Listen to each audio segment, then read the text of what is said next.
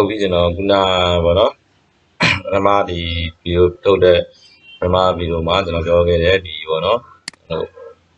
အမှာဗောနော် daytime animation เนาะအဲဒီကောင်လေးတခုကိုကျွန်တော် add လိုက်မယ်ဗောနော် upload ပြီးသွားရင်ကျွန်တော်တို့ကကျွန်တော်စမဲ့ step time ဗောနော် step time ကိုကျွန်တော်နည်းနည်းလေးရွှေ့လိုက်မယ်ဗောနော်နားလောက်စဒီလောက်ဗောနော်ဒီလောက်မှပဲစမယ်ဗောနော်ဒီမှာမို့ကျွန်တော်ဒီဘက်မှာလည်းသွားပြီးတော့တိုးချော်လုပ်လို့ရတယ်เนาะ9 နာရီလောက်ပဲကောင်းတယ်ဗောနော်ဒီအလဲအကောင်လေးကိုလည်းကျွန်တော်ဆက်အောင်ပြင်လိုက်မယ်ဗောနော်0 ပေါ့9 နာရီပြီးပဲထားလိုက်မယ်0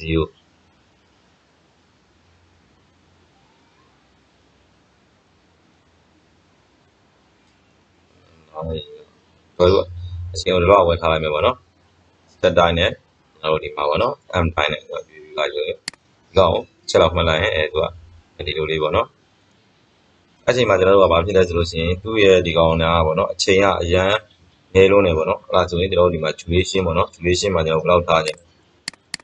duration မှာကျွန်တော်တို့ပြင်လိုက်မယ်ဗောနော်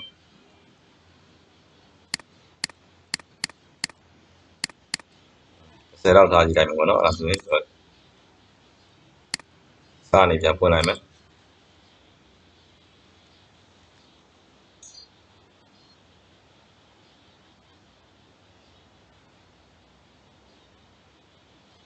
ဒီပုံစံလေးနဲ့ကျွန်တော်ဒီမှာဗောနော်ဟိုဒီ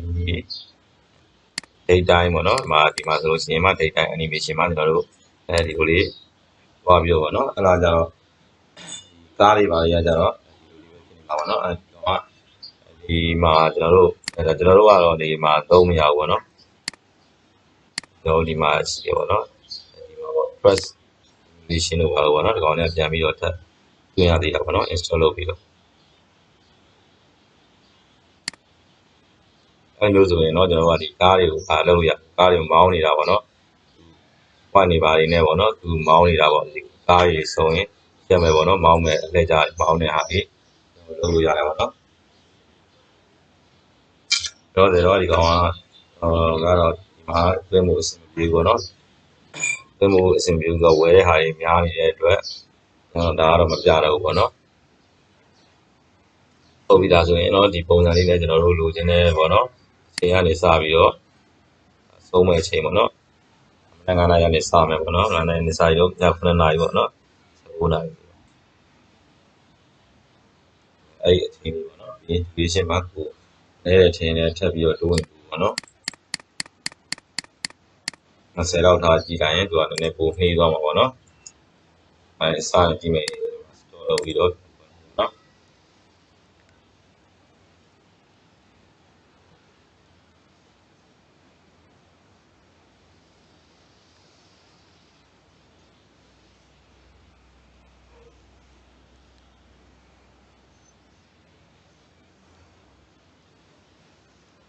ပုံစံလေးနဲ့ကျွန်တော်ဒီ gate အတိုင်းပေါ့နော်အဲ့ဒီဖောင်လေးကိုအသုံးပြုရတယ်ပေါ့နော်ပုံပြီးကျွန်တော်သုံးတော့နော်ဒါဆိုရင်ကျွန်တော်တစ်ခုအနေနဲ့ကျွန်တော်ဗာပြရမလဲဆိုရင်ကျွန်တော်ဒီ video line နေနေပေါ့နော်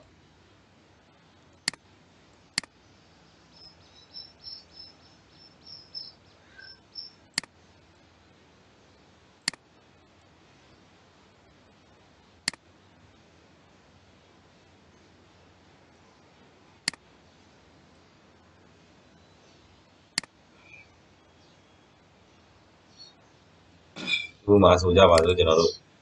ဒီ view လောက်ကိုကြိုက်တာပေါ့နော်လောက်ကြိုက်မယ်ကြိုက်မဲ့ view လောက်လေးထားလိုက်ပေါ့နော်ကျွန်တော်ဒီလောက်ပဲထားလိုက်တော့နော်လောက်ထားပြီးပိုင်းကျွန်တော်တို့ကဘာလုပ်လဲဆိုရင်ဒီဘက်မှာပေါ့နော်ကျွန်တော်တို့ဒီဘက်ဘေးမှာလည်းရှိရပေါ့နော်animation ကိုသွားလိုက်ရင်ကျွန်တော်တို့ကဘာတွေပါမလဲပေါ့နော်တစ်ချက်ကြည့်လိုက်မယ်ဘယ်လိုပုံစံသွားလဲသူကဒီလိုပုံစံလေးသွားတယ်ပေါ့နော်အဲဒီမှာကျွန်တော်တို့ကဒီမှာ up နဲ့ down နဲ့2မျိုးရှိဘူးပေါ့နော်ဟိုအောက်ထပ်ဝင်သွားမယ်နော်ဘလောက်ပြင်ရင်ကျွန်တော်ဒီ distance down ပေါ့နော်ဘလောက် down လဲပေါ့နော်ဟိုဘက်ဘလောက်ထိသွားမလဲဒီမှာပြင်လို့ရတယ်ပေါ့နော်အဲဒီပုံစံလေးနဲ့ကျွန်တော်တို့ဒီကောင်တွေကိုထည့်လို့ရတယ်ပေါ့နော်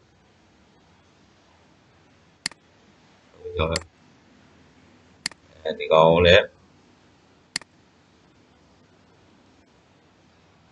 နောက်တို့က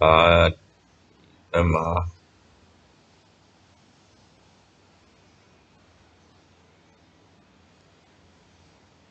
ဒါကျွန်တော်လှည့်တာလို့သွားတာလို့နော်ပန်ပုံစံနဲ့သွားကြည့်ရတော့ပါလို့ဒါအများကြီးတွေရှိရပါတော့ဟိုရွေးပြီးတော့နားကောင်နဲ့ပဲကောင်းမလို့တော့အဲ့ဒီမှာကျွန်တော်တို့ဒီဘက်မှာဆိုလို့ရှိရင်ကောင်းရတော့တိတ်မသုံးပါဘူးထားရနော်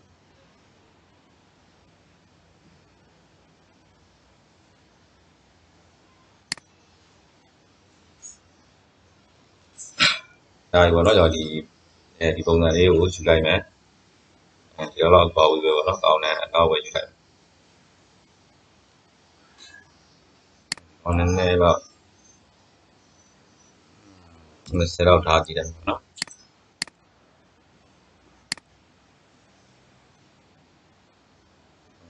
ငါလည်းလေးယူပါပြီပေါ့နော်ပုတ်ပြီးနောက်ထပ်တစ်ခုကျွန်တော်တို့ကဘာထည့်ထည့်မလဲဆိုရင်ကျွန်တော်တို့ဒီမှာပဲပေါ့နော်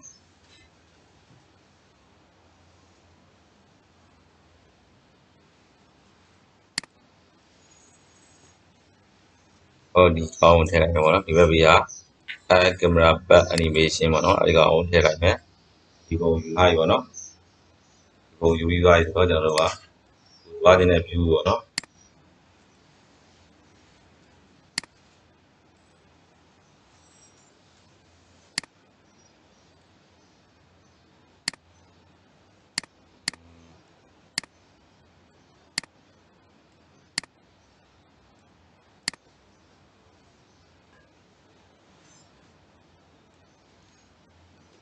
ဒီလောက်ပေါ့နော်ဒီလောက်ကိုဒီလောက်ကြောင့်ယူလိုက်မယ်ပေါ့နော်အဲဆိုရင်ဒီဘက်ဘေးမှာကျွန်တော်တို့အပေါင်းလေးရှိတယ်အပေါင်းလေးကိုဆက်နှိပ်လိုက်မယ်ပြီးရင်ဒီကောင်ဆက်ကြည့်လိုက်ရင်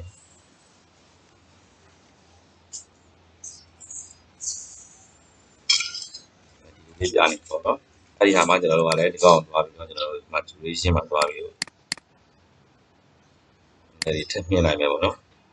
အဲ့ဒါဆိုရင်ကျွန်တော်တို့အစအဆုံးတစ်ချက်ဒီကောင်ကိုပြန်ပြီးတော့ကြည့်ကြည့်မယ်ပေါ့နော်ဟိုမှာစပတ်ဝင်နေတော့เนาะကျွန်တော်ဒီဘက်ကအကောင်လေးဆက်နေတယ်စပတ်ဝင်နေတယ်အားနေပြန်ကြည့်လိုက်ရင်ဘယ်လိုပုံစံလေးဖြစ်သွားမလဲဆိုရင်ဒီလိုလေးပေါ့နော်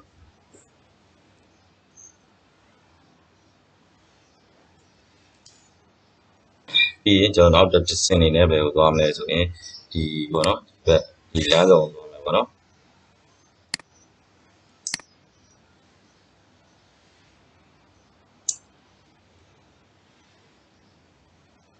လမ်းဆောင်မှာလည်းကျွန်တော်ကောင်တစ်ချက်နှိပ်လိုက်မယ်နော်ပြီးရင်အားနေပဲပြန်ကြည့်လိုက်မယ်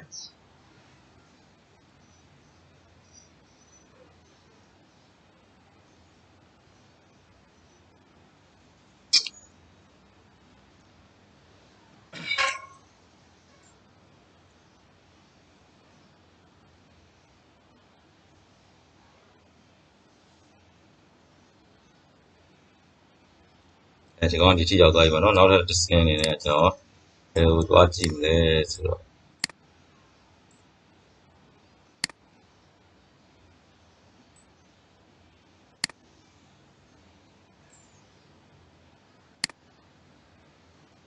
အောက်ထဲနေနေရောက်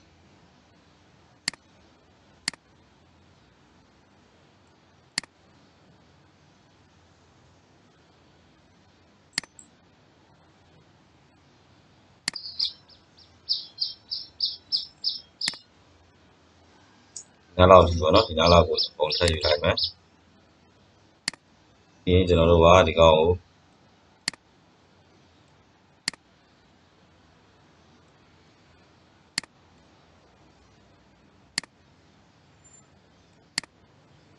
ဒီကနေတနေရာပြန်ကြည့်လိုက်ပါနော်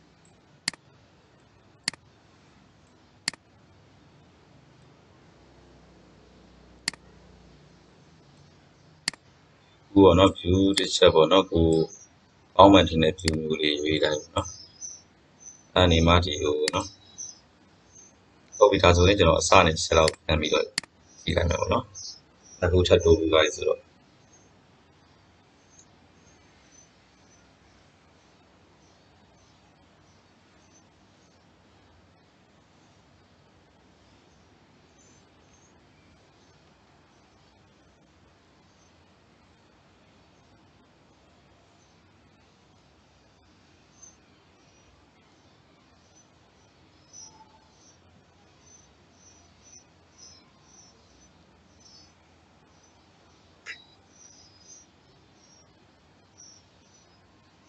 နောက်တစ်ခုအနေနဲ့ကတော့နောက်တစ်နေရာပေါ့နော်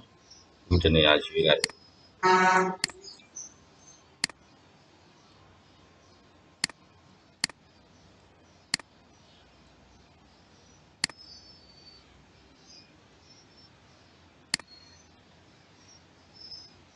project တစ်ခုလုံးတစ်ချက်တော့ဟိုကနေခြုံပေါ့နော်နောက်ဆုံးပုံပြီးသားဆိုရင်အစနေပြီးတော့ဒီတစ်ချက်တော့ကန်ကြည့်လိုက်မယ်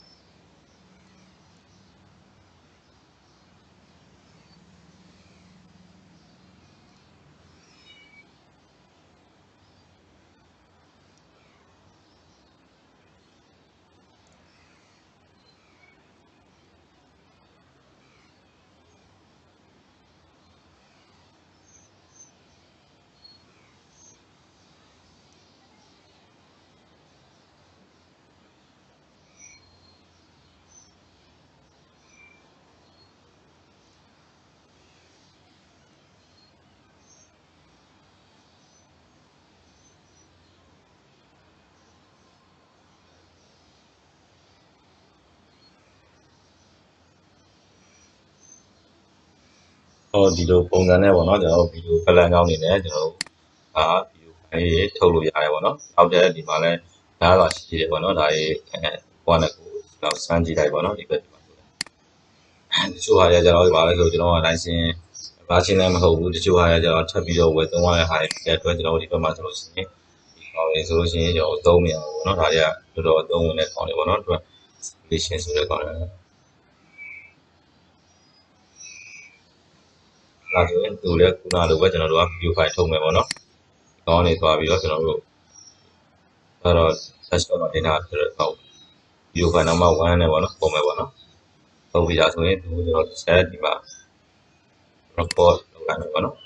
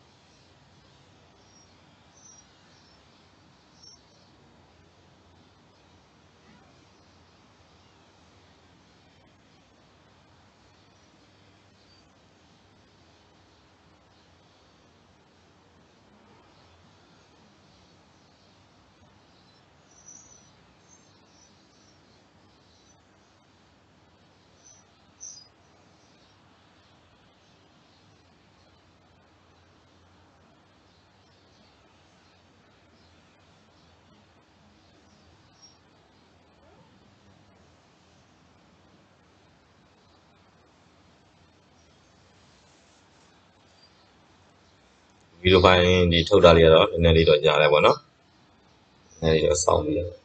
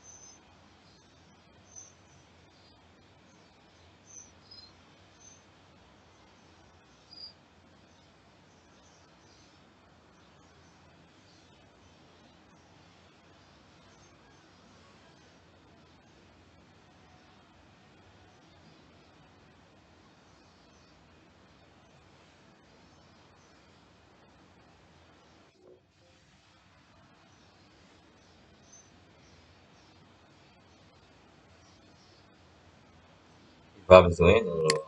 ဟာဘောနော်သူဘောနော်ဒီမှာဝမ်းအနေနဲ့ဝင်သွားတော့တစ်ချက်ပြန်ကြည့်မယ်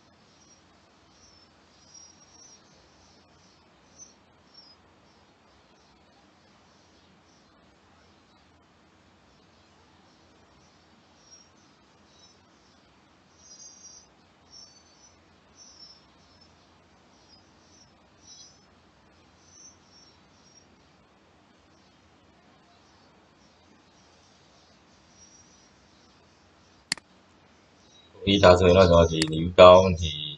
project မှာတော့ကျွန်တော်အသင်ပေးစရာကတော့လောက်ပဲပေါ့နော်နောက်မှကျွန်တော်ဒီ model beta တို့ပေါ့ဒီ civil 3ရတဲ့ condo တွေဒီပေါ့နော် condo drawing တွေပေါ့နော်ထည့်ရတယ်ပေါ့နော်ဘာ file တိုင်းနဲ့ထည့်ရတယ်ကန်ဆွဲလဲဆိုတဲ့ဟာလေးတို့လောက်ပဲပါပေါ့နော်ဒီ new town project ကတော့ဒီမှာပဲကျွန်တော်